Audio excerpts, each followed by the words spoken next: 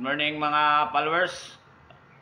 Sa ako tanan mga private security professional diha sa different branches sa Region 7, sa North and South.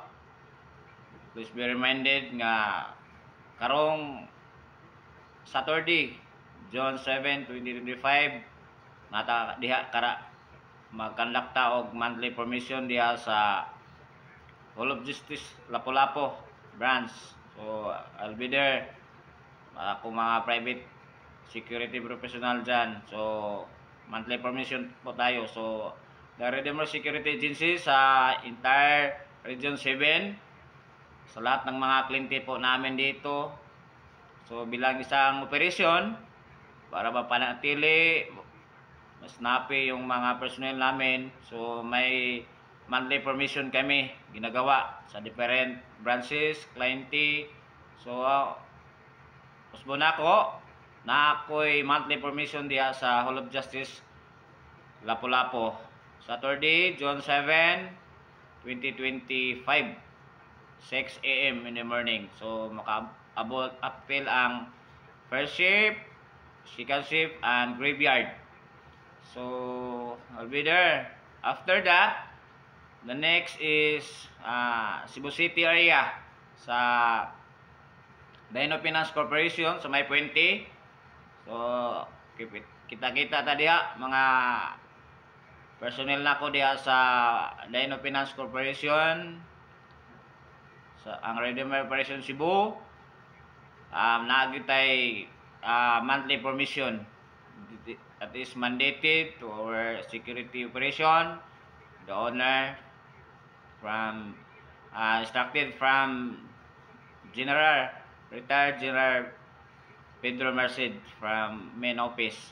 So sundin natin ang lahat ng mga payo sa main office para hindi tayo maligaw, para ipakita natin sa ating kliyente na deserving tayo to serve bilang isang frontliner sa kanilang negosyo. So tatandaan natin ang ating trabaho, mahalin natin ang ating trabaho bilang isang private security professional para hindi tayo maligaw. So kailangan po tayong 24/7 monitoring sa ating mga personnel. So good morning sa tanan akong mga followers, sa tanan akong mga personnel na nanood, nagsubaybay sa ako ang ginahimo diri sa operation sa Region 7. Thank you kayo sa inyong pagpalo. Dili na ako mahimo ang akong operation diri sa Cebu, sa Region 7 kung wala mo nag-cooperate sa kuha. Thank you kayo. So wala ko laing masulti sa inyong ginahimo pagtabang diri nako.